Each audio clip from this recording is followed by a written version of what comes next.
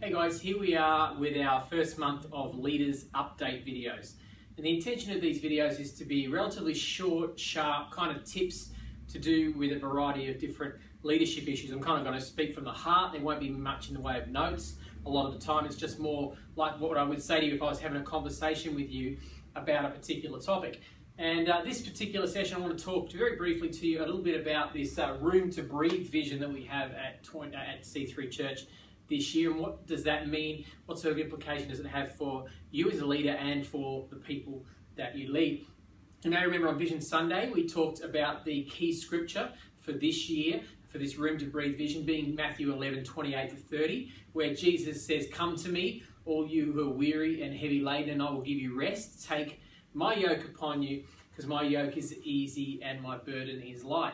So this is just kind of a reminder of what that means. First thing is to realize that we can come to Jesus. He is not against us coming to him when we need to, and that he has a yoke for us. So Room to Breathe does not mean that we sit around and do nothing as individuals, that as Christians we sit around and do nothing. No, it means that there is a yoke. Jesus says, "Come and put your head into my yoke."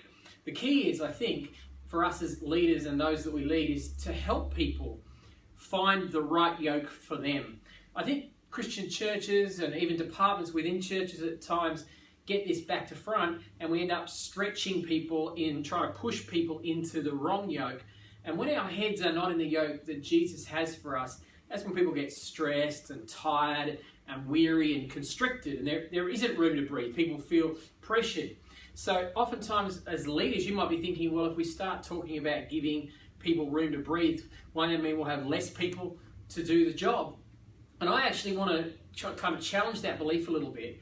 And I want to sort of encourage you as a leader with the people you're leading and in your own life as well, to think, if you can find the correct yoke for people, if you can get them into their fit, then ultimately they're going to be happier and more fulfilled. And as a result of that, they'll be more efficient and more productive. So it's kind of like tithing. We sort of think, well, if we give away 10%, how can we possibly have enough? But God makes up the difference. And I think I would like to encourage you with the people you're leading to have that mentality. The more we help them find Jesus' yoke for them, the more room to breathe they will have, the more relaxed and enjoyable of church life and ministry life they will be, and ultimately the more productive they will be, the less pastoral issues you may have to deal with in people's lives.